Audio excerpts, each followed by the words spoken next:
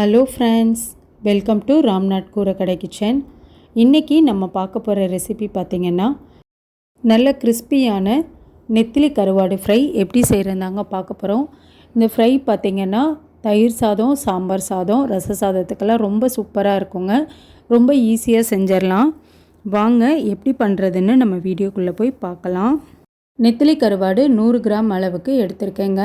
கருவாடு வாங்கும்போதே நான் தலை எல்லாத்தையுமே நல்லா க்ளீன் பண்ணி எடுத்துகிட்டு தாங்க ஃப்ரிட்ஜில் ஸ்டோர் பண்ணி வச்சுருந்தேன். இப்போ இந்த கருவாடை ஒரு 15 நிமிஷம் நல்லா வெதுவெதுப்பான தண்ணி சேர்த்து நம்ம ஊற வச்சுக்கலாங்க.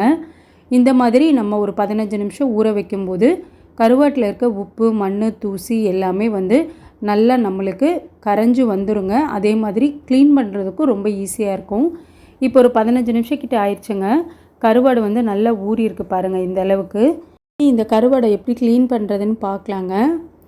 நம்ம முன்னாடியே தலையெல்லாம் எடுத்து க்ளீன் பண்ணதுனால வயிற்று பகுதியில் இருக்கிற இந்த மாதிரி குடல் இருக்குது பார்த்திங்களா, கருப்பாக, இதை நம்ம நல்லா சுத்தம் பண்ணிக்கணுங்க. அப்போ தான் கருவாடு நல்லா டேஸ்ட்டாக இருக்குங்க.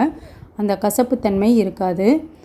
இப்போ இதே மாதிரி எல்லா கருவாடையும் நம்ம க்ளீன் பண்ணி இன்னொரு பவுலில் மாற்றிக்கலாங்க. கருவாடை நல்லா சுத்தமாக க்ளீன் பண்ணி எடுத்தாச்சுங்க. ஒரு 4-5 டைம் நார்மல் வாட்டரில் நல்லா க்ளீன் பண்ணி இதே மாதிரி நல்லா எடுத்தாச்சுங்க. நல்லா சுத்தமாக இருக்குது பாருங்கள். இப்போ இதில் நம்ம மசாலா தூள் ஒவ்வொன்றா சேர்த்துக்கலாங்க. 1/4 டீஸ்பூன் அளவுக்கு மஞ்சத்தூள் சேர்த்துக்கலாங்க. 1/2 டீஸ்பூன் அளவுக்கு மிளகாத்தூள் சேர்த்துக்கலாங்க.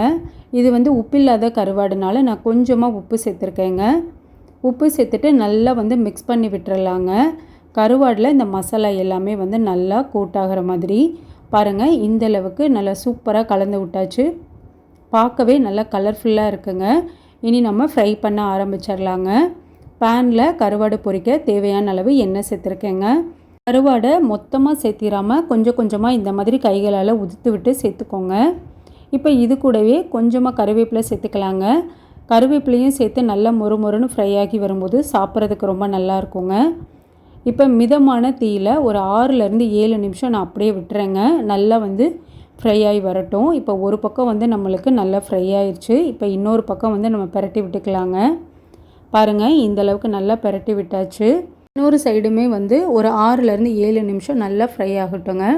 பாருங்கள், இந்தளவுக்கு நல்லா முறுமுறுன்னு சூப்பராக நெத்திலி கருவாடு ஃப்ரை பண்ணியாச்சு.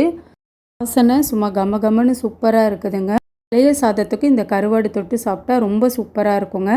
கண்டிப்பாக நீங்களும் நான் செஞ்ச இதே அளவுகள் படி செஞ்சு பாருங்கள். செஞ்சு பார்த்துட்டு எப்படி இருந்ததுன்னு உங்கள் கமெண்ட்ஸை எனக்கு சொல்லுங்கள். நீங்கள் இப்போ தான் நம்ம சேனலை ஃபர்ஸ்ட் டைம் பார்க்குறீங்கன்னா ராம்நாத் கூரக்கடை கிச்சனை சப்ஸ்கிரைப் பண்ணிக்கோங்க. பக்கத்தில் இருக்க பெல் ஐக்கானை கிளிக் பண்ணிவிட்டு ஆல்ன்ற ஆப்ஷனை டிக் பண்ணிக்கோங்க. அப்போ தான் நான் போடுற புது ரெசிபீஸ் நோட்டிஃபிகேஷனில் உங்களுக்கு உடனுக்குடனே வரும். இந்த வீடியோ உங்களுக்கு பிடிச்சிருந்தாலும் லைக் பண்ணுங்கள். உங்கள் ஃப்ரெண்ட்ஸ் அண்ட் ரிலேட்டிவ் ஃபேமிலிக்கும் ஷேர் பண்ணுங்கள். இனி நான் வேறு ஒரு இன்ட்ரெஸ்டிங்கான ரெசிப்பியில் உங்களை பார்க்குறேங்க.